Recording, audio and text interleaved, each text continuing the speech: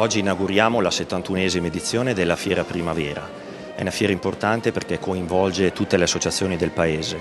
La Proloco di Ostiglia ha fatto da collante nell'organizzazione ed è riuscita benissimo.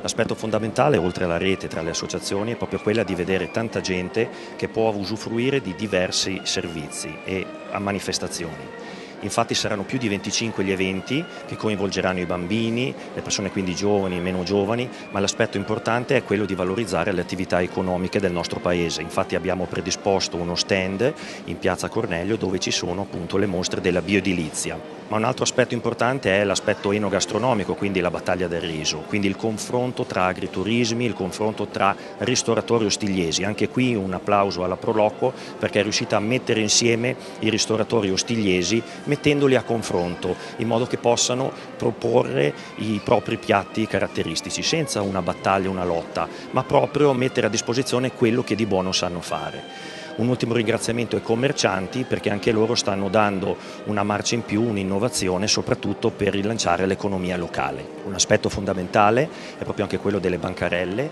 dei mercatini, ma soprattutto anche quella della mostra di Alberto Peterlini che porta qui, essendo un campione nazionale e internazionale di modellismo, porta le sue opere facendoci anche un grande onore visto che non è abituato a fare mostre in giro per l'Italia e quindi puntiamo molto su questa cosa.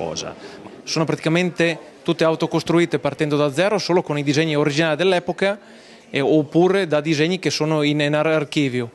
I pezzi sono praticamente costruiti da zero e le lavorazioni e la complessità sono tante, però l'unico scopo di questa mostra era quello di poter far vedere anche agli altri le possibilità di poter fare qualcosa di diverso. Partiamo dal 1300 con una barca da regata veneziana, passando per le galee, dalla battaglia di Lepanto, da quella di Luigi XIV, arriviamo a delle barche da lavoro fino a, diciamo, alle navi da guerra della nostra marina, della marina militare.